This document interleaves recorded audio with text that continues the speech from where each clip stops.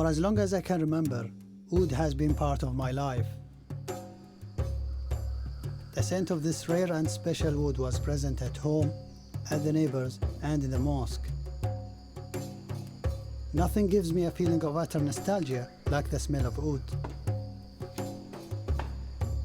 But looking beneath the surface of this incense will take me on a journey both dark and beautiful.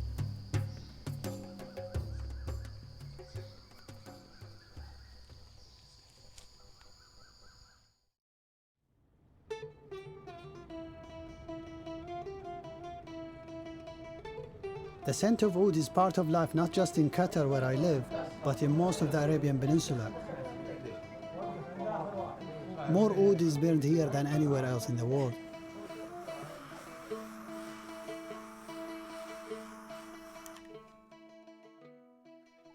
We call this oud. It's also called Agarwood, Gaharo in some cultures. It comes mainly from India and Southeast Asia. Smell.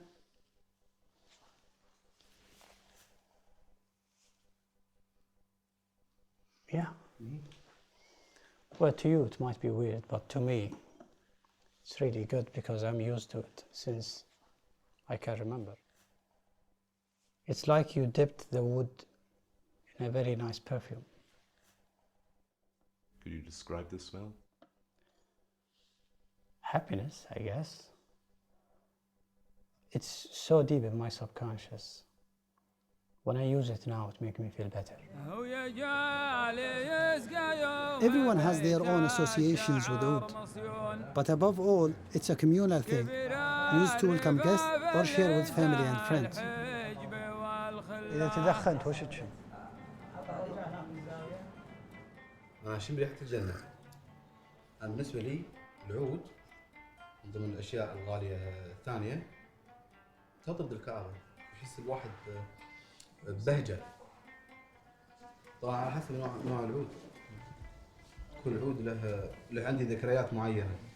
يعني مثلا العود الكمبودي عشان ما أتذكر الواقع. أذكر أول شيء. العود الهندي مرتبط في الوالد. وكل سبحان الله كل أنا بالنسبة لي كل كل كسرة تحكي قصة. يعني تحكي عشرات السنين فيها. Yet in recent years, that story has been changing. These wooden chips have become incredibly expensive. And each year, the high-quality oud we thought would be there forever when we were growing up becomes harder to find. This is the alley of perfumes in the old souk. Since oud becoming rarer and rarer, I will see now what they have to offer. السلام عليكم. هذا من وين؟ من الهند. وهذا الكيلو بكم؟ كيلو 18. كيلو 18,000. نعم. نايس. عندك شيء أفضل؟ لا بعد أفضل هذا لا. So basically, all of this is below the average good oud, which means this is below super. But anyway, I will smell it. Maybe I will like it. Part of the mystery of oud is that it never smells the same twice. Its strength and quality depends on the concentration of oil in the wood. But in the end, it's all down to personal taste. It's actually not bad. But either way, the Indian stuff is not for me. I'm used to the Cambodian and the Indonesian. This is more intense and fruity. The other one is more fresh and woody. The other one, the type I like. في 1 كيلو والله سمك أنظر ولا كمبودي هذه سوبر فيه. موجود؟ ممكن نجيبه؟ إن شاء الله إن شاء الله. Even if you ask for the best stuff, they will not give it to you right away. You will have to try what they have. First, they will try to sell you what they have on display. You don't get it, they try to sell you from the bags that they have here. You don't like it, they go inside and bring maybe other bags with better stuff. I guess we'll see. تقول هذا كمبودي كمبودي. وهذا كم سعر الكيلو؟ هذا كيلو 120. 120,000. 120,000 riyals is $34,000, which per kilo is the current price of gold. Yeah, this is much better.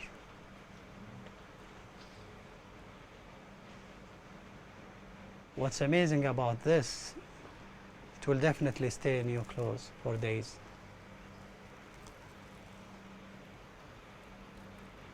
However, the price is too much and I can't afford it. Someone who's been selling oud for decades is Mohammed Al-Dalimi. In this storeroom, he estimates there is about $1.5 million worth of the wood. The good people who purchase the oud, they listen to it. They listen to it. You see? I can judge from listening without seeing. If I move that one, the one from Sabah plantation, you will hear different tune. So It's about how heavy the wood. okay, this is one thing. It has to have a weight. Some people, older people, they will cut it by their teeth. Yeah. And they will test it. If it's too much better, then this is good quality. How come the price tripled every few years? I mean, The demand in the market, in the whole market, people are using it more, even here. so in the Gulf country, they use it more now. They use it more. I use it more, but I don't know. You about use it more. Yeah. I use it more. Everybody is using this. It was the recent surge in the price of oud that made me sit up and stop taking it for granted. When I looked into it, I found that the tree in the wild is verging on extinction in many countries. In a vicious circle, the rarer it gets, the more desirable it becomes, driving up prices and creating a dangerous black market. There are now people getting killed in the hunt for oud. That's why I thought maybe I should look into it and find out more. Is it going to end in my lifetime? Am I part of the problem? I need to find out. I want to trace oud back from its end users to its source in the forest. Demand has been growing in both East and West, and my first stop is London, where I was recently studying.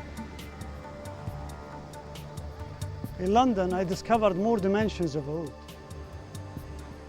Oud is a very hot fragrance, so whenever I wear it, it makes me feel warm.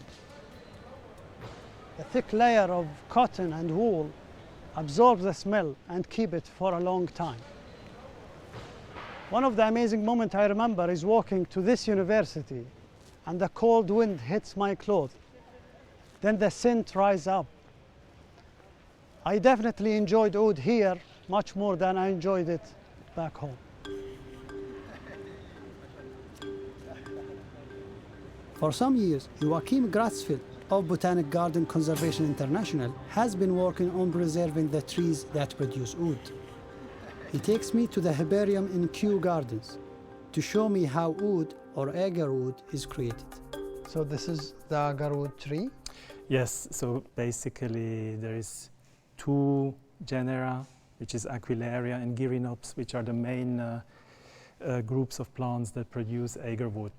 When a tree is wounded and has open bark, whatever. By what? It can be insects, it can be maybe a storm, can be many different things. So then it provides an entry for microorganisms, fungi. The counter reaction of the tree is to produce a resin, and it's this resin that then shows in these black spots. The sad truth is that the tree only becomes valuable when it's infected and generating antibodies in the form of agarwood.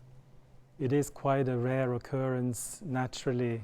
Sort of one in 10 trees, as I said before, is sort of usually shows signs of agarwood production, while the other plants in the same population may not necessarily have agarwood, and that's why it's a very rare resource.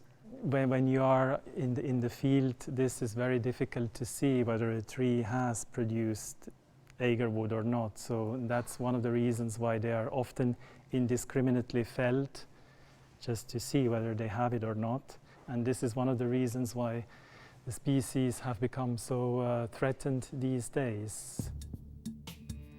The trees have been put on the list of the Convention on International Trade in Endangered Species, or CITES.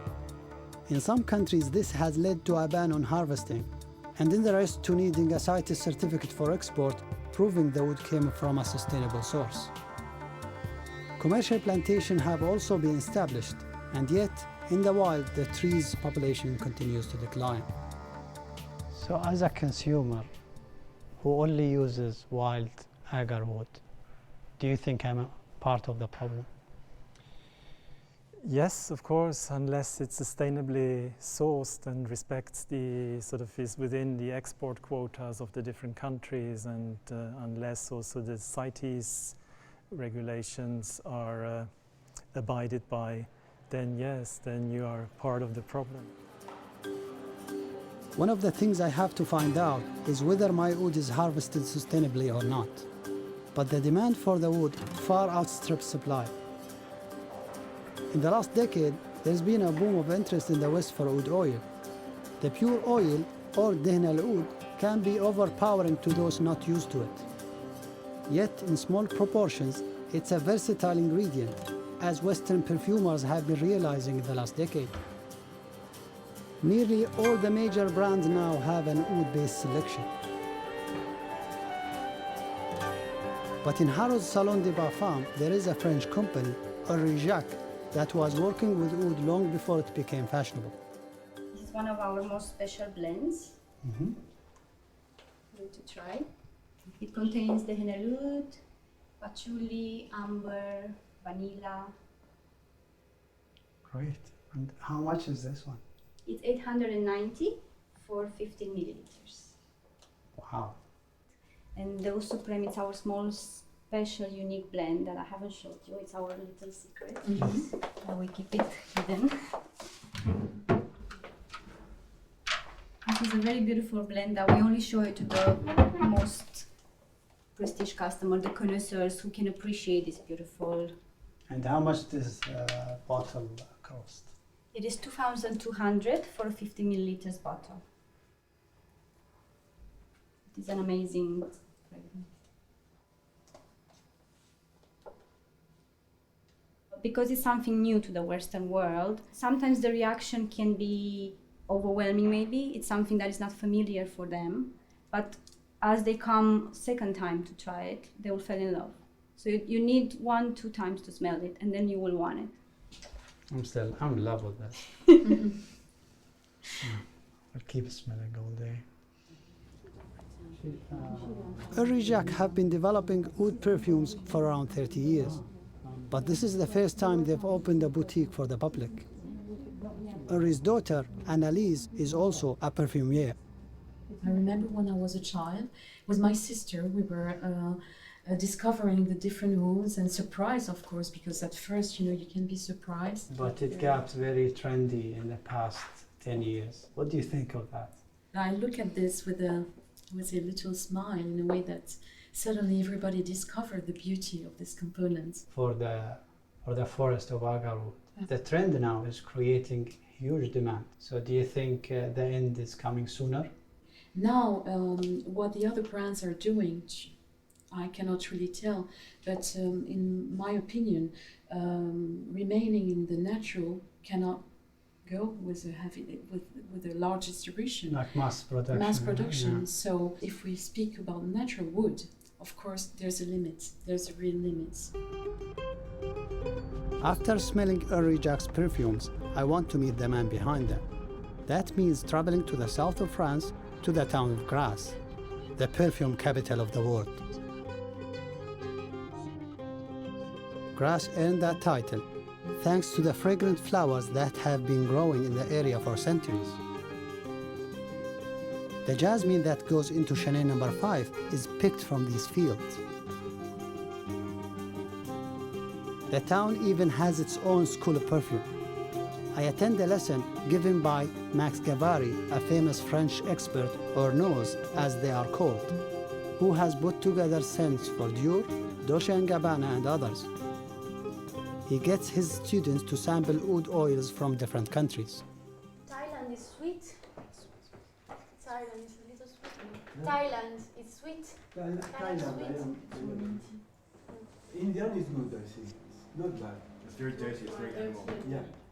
Indian is maybe the best. It's kind of civet light. Yeah.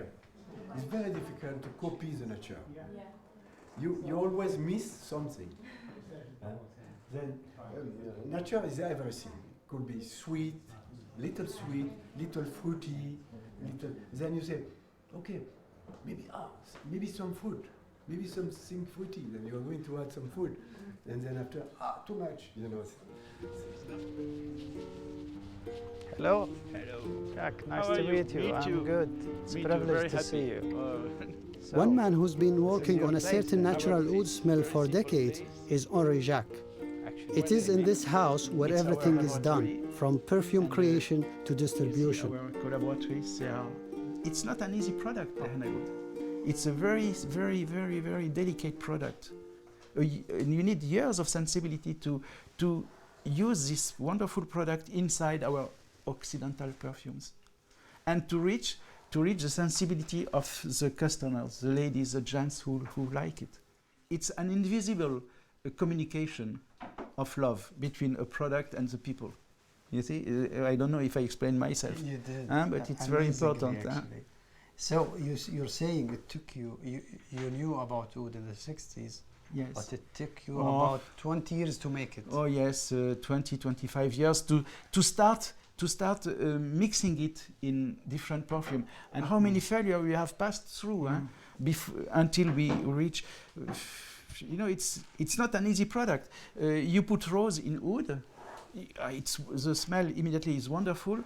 You say, oh, it's rose oud, and 1 month later, 2 months later, you smell it, rose has disappeared. So oud is a very powerful product. And so it's hard to mix it with something else. Yes, and you have to be patient with the oud. You have to be patient, like a beautiful lady. You have to be very patient, and oud is also the same, has the same delicacy. Yeah. Henri gives me a sniff of the oil at the base of his oud perfumes. This is pure oud, or a few type of oud mixed together, or what is it exactly? It is a different mix of oud, because I want to reach the smell of the oud that was available 20, 30 years ago. Yeah. You see? So why? What's the difference between because that was available 20, 30 years ago and now? I believe with the deforestation, you know, the forest of wood, they are all cut. So the wood we have today is not same as before. It was more animal. There was more strong animal smell in the old wood. It was very sick. It was so wild, so sick, so animally, and you know, and today it is more sweet, more soft, like a beautiful skin of a lady, for instance. You see, that's it. So you're happy. You're saying oud used to be wild, and now it's tamed. And now it's is tamed. Yes. Yeah. The high-quality oud of memory seems to be fading into the past.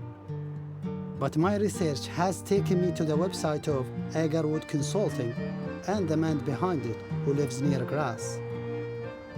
Alam Mahavi hunts out the best oud on the planet. How did you know about oud? I was introduced to oud when my father and my mother were working for King Fahad Ibn Abdulaziz of Saudi Arabia. When I was 14 years old, the king gave some as a present to my father for his job, and I kept it preciously. I started to burn small piece by small piece, and then I was in love with this Agarwood. What is your profession these days? My profession, I'm an Agarwood seller, and the other parts I work for some special customer, I would say, to look for some very high-grade Agarwood. As the sun goes down, Alan shows me some of his wares. I brought you a few, just a few samples from different quality, different variety. This one is the last piece that I kept from the king. My last piece from the king. So you wouldn't burn this one? No, it's sentimental. Yeah, I know what you mean. So this is sinking grade from Okay. Indonesia. It is called sinking grade because it sinks in the water because of the oil content. There's a lot of oil on it. So this is supposed to be the best, and it's not supposed, it's the best grade of Agarwood. It smells a bit like grass, like mushroom also. Alan has a different way of burning wood. Hot. It's a mica plate. Japanese people use it to so the heat will not be too high. It helps to burn the wood properly and slowly. There's more nuances. Yeah, it smells like grass. Yeah? Actually, it's really nice. I mean, And nutmeg also, a little bit like nutmeg. yeah. Alan seems to have the same knowledge and passion for oud as a sommelier does for wine. But he's not finished with me yet. So this is the best Yeah, Agarwood. that's the best. But beyond the best, There's something for there's something Okay. much rarer. beyond the best. Beyond, way beyond the best. There's something much rarer that we call kinam. It's the rarest wood on earth. It's rarer than titanium, uranium, platinum, rarer than diamond, and we call it kinam. And I have one small kinam here. It's not small actually because it's nearly impossible to find nowadays. This one is. Can I touch it? Yeah. I've never been lucky enough to smell it, but Kinam has the most prized aroma of all oud. This is Alan's biggest find for a customer so far, 16 kilos of 600-year-old wood. It took him 5 years to find, and it went on sale for a staggering $20 million. The price of the kinam is really skyrocketing. It's like, it can be for 1 gram, 10,000 US dollar for 1 gram. In Shanghai, they sold a piece 2 or 3 years ago. It was $18 million for 2 kilo of kinam. So it's like 9 million per kilo. it's amazing. In a week, Alan will be back on the hunt in Southeast Asia. We agree to meet again there, as it is also time for me to pay my first visit to the countries that grow oud, and hopefully find a tree in the wild.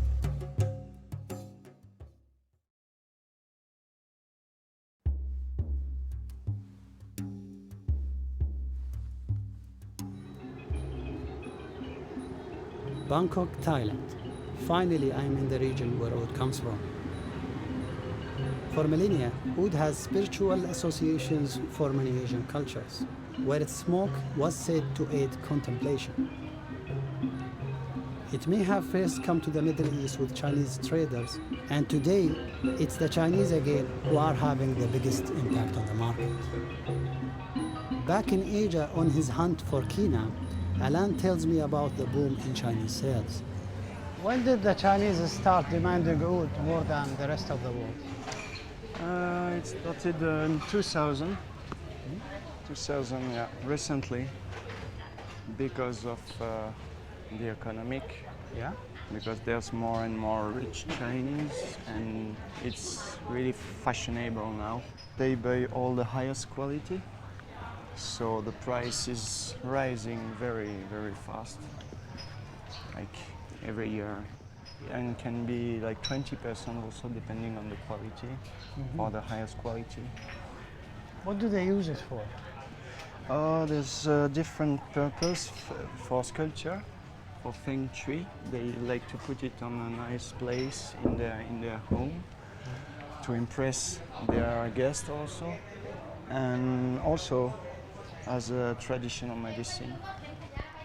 They don't burn it like us?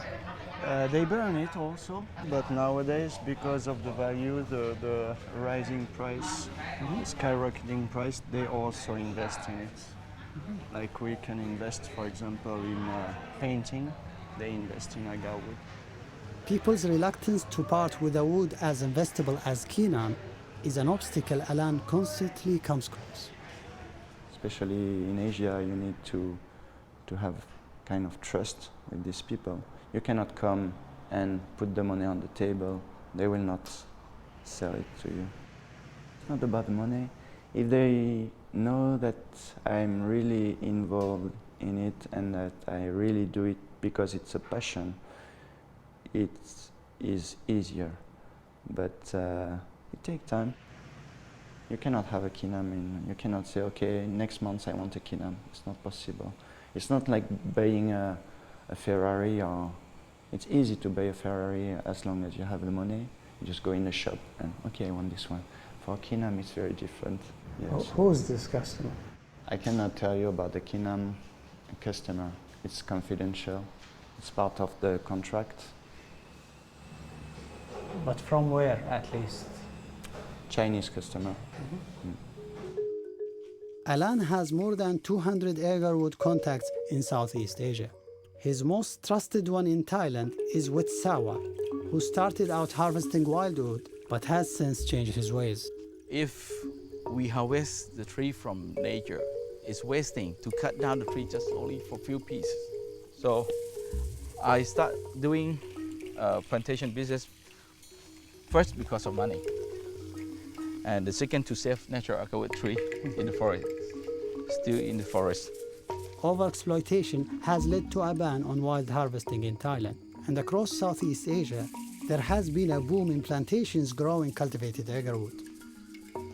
Here, acularia are induced into generating their precious resin through chemical injections.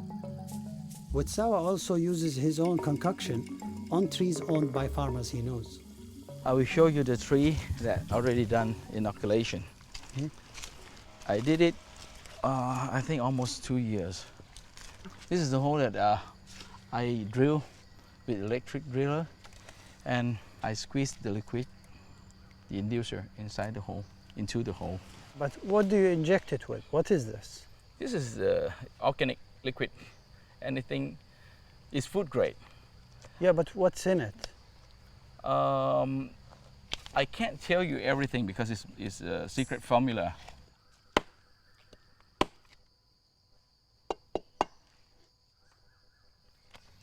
You can see the ring. This ring is antibody to protect itself from the irritation. This is agarwood. Have you seen this before? No, this is my first time. Only the finished product that you have seen. Yeah. Yeah, this is how agarwood form. How the tree form really agarwood. Tough. It's not the same like the healthy side. The healthy side is moister, but this is dry. It's dry and harder. Yeah. Why do you tap the tree? I just want to hear the sound.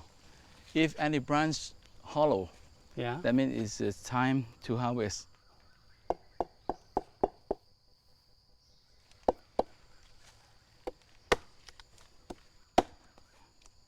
Yeah, it's ready to harvest. This one is good enough for a normal grade, not a super grade. After the agarwood has been harvested, it still needs to be separated from the healthy wood around it. This is like a wood piece. After done After carving. After carving, yeah, right. How much time he needs to carve a piece like this? I think about 3 pieces per day. Very slow, right? What about the big one? This he start carving without cutting a piece of wood. Yeah? How did he carve the whole thing? This piece take about 2 months to be done. It will take me a lifetime to do this one, and I won't do it right. Yeah. A piece like this will probably be sold as decoration. Plantation chips tend not to be the best quality because the wood is harvested after a few years or so, meaning the resin is less concentrated than it is in the wild. Yet, whatever the quality of cultivated wood, in the near future it may be the only option available for those of us who aren't super rich. I still don't know whether I'll ever get my dream of seeing a wild tree in the forest. But Alan and Witsawa take me to a special place near the Cambodian border. We're coming to this temple to see a huge and very old natural Agarwood tree. How old? Older than 200 years old.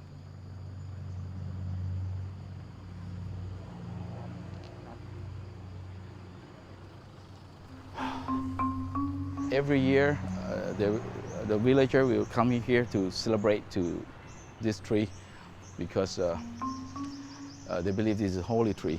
ทำไมมันจึงพิเศษกว่าเพราะว่าอายุ เพราะว่าเป็นไม้ตอนสร้างวัดใหม่ๆหลวงพ่อเจ้าวัดองค์เก่าอาจจะเป็นเห็นความสำคัญเลยทำอนุรักษ์ไว้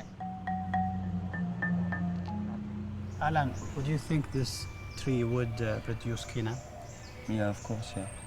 It's fully infected, and so it's really precious, yeah. You see this checkpoint? Uh-huh. Yeah, just to set this tree. Uh-huh. So the military here just to protect this holy tree. Protect this holy tree, and they will set a checkpoint here to prevent the drugs to Gochang Island. And over the years, did anybody try to buy it?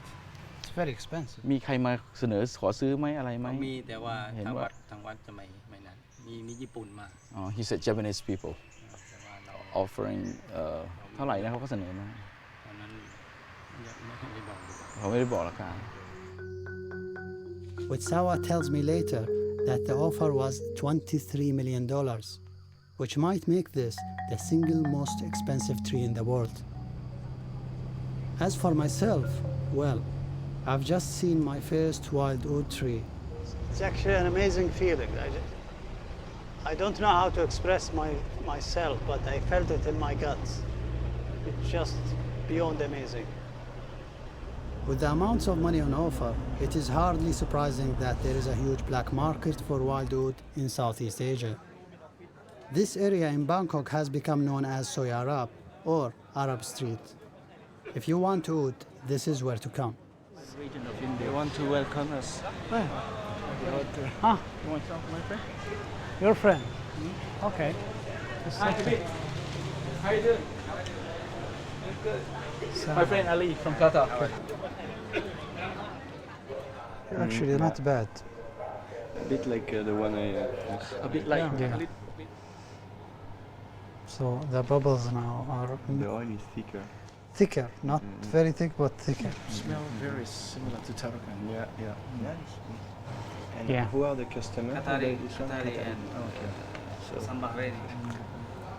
I can tell the smell. Sirika wood is very new in the market. It's very wide used in Qatar, this kind of smell. Okay. That's why I like it, I'm used to it. Yeah. Remind you of your childhood. Yeah, Yeah. takes me back.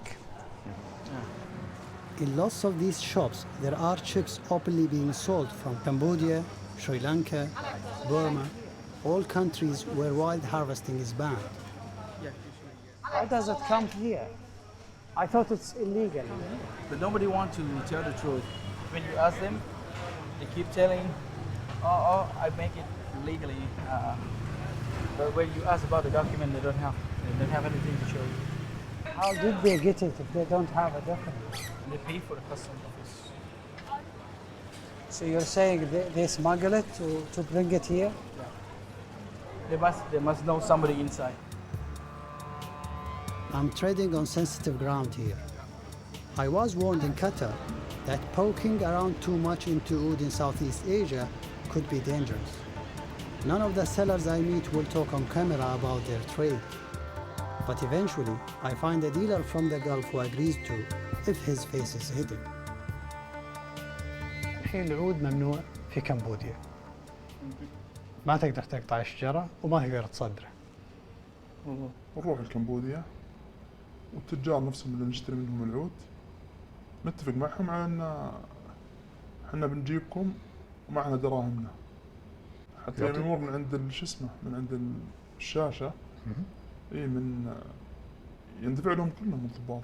هي ترى اكثر الامور في امور واجده ماشيه فساد ولخبطه. يعني انت الحين تقول ان تجاره العود ما تمشي الا بالدفع والفساد؟ والله في بعضنا ويروح للخليج عادي الخليج يروح لهم جاهز مرتب. يعني التاجر الخليجي ما جاء وفي ديرته وجاهز مرتب ومرخص ونظامي ما يدري وش الافلام اللي صارت.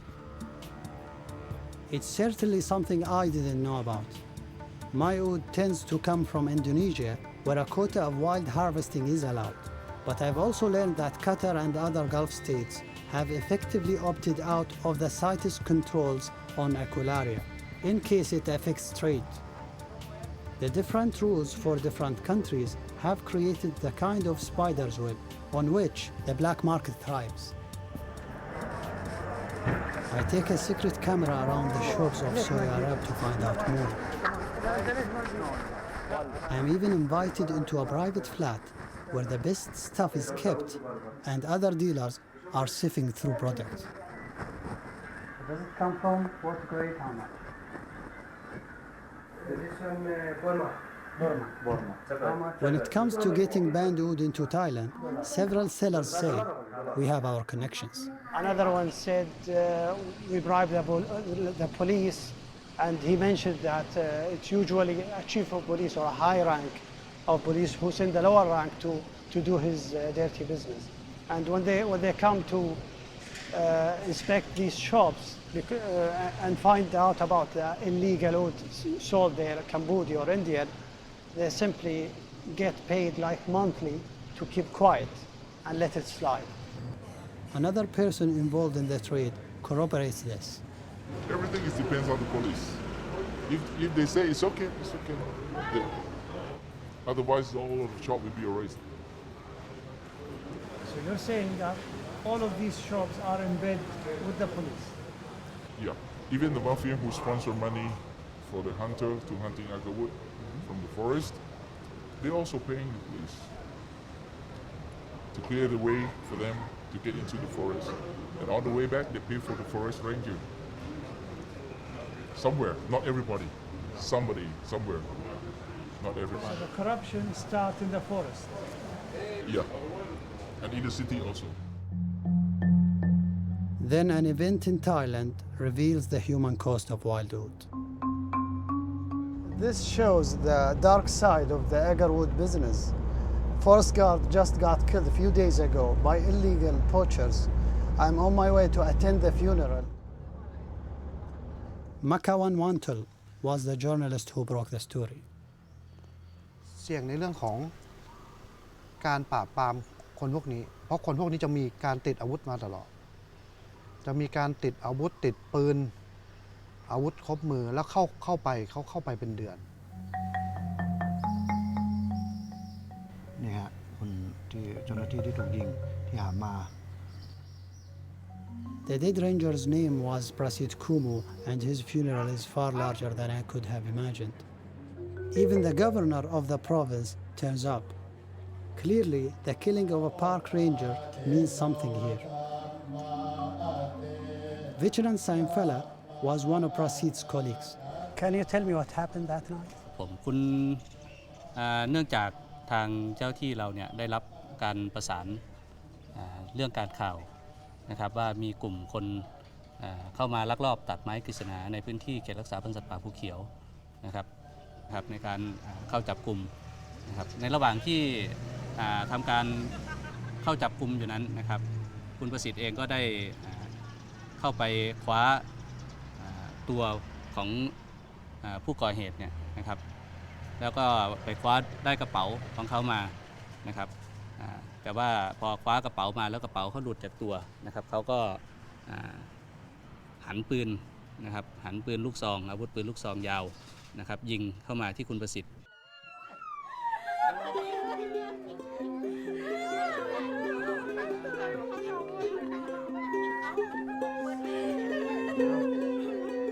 How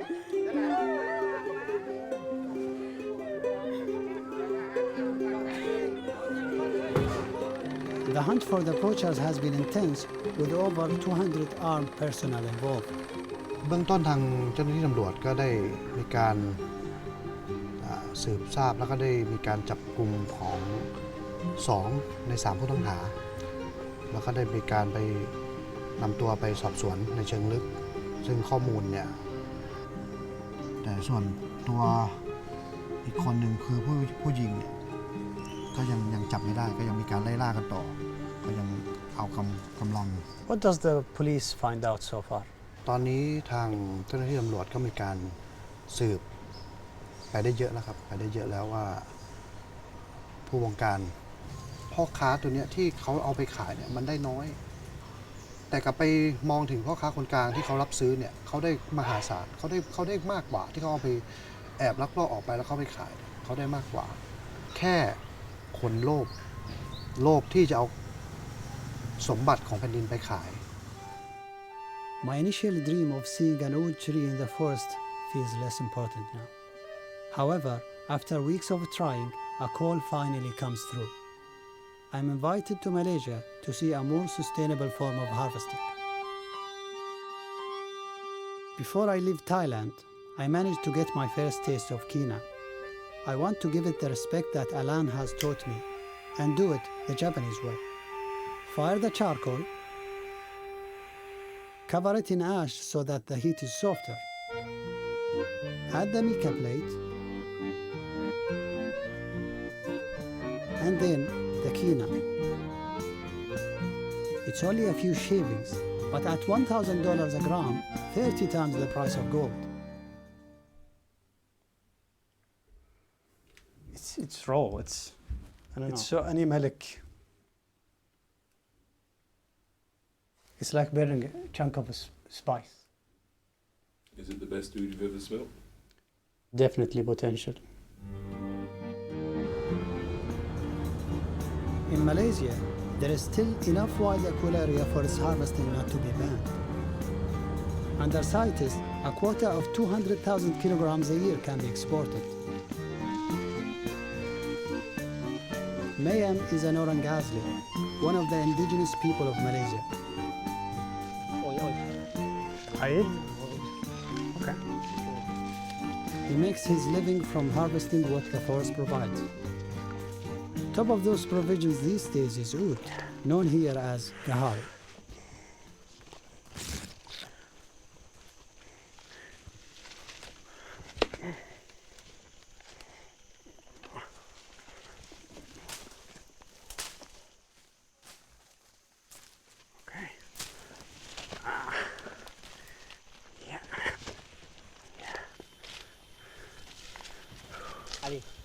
Pokok kayu haru.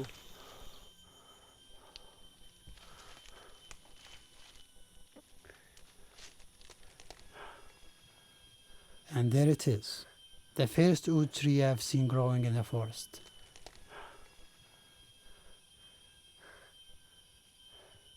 Mayhem. How come the tree is already wounded like this?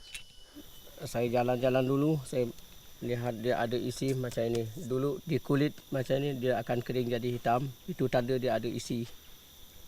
Tanda ada isi. Selepas itu kapak. Guna kapak, jadi inilah. Potong bawah, potong atas.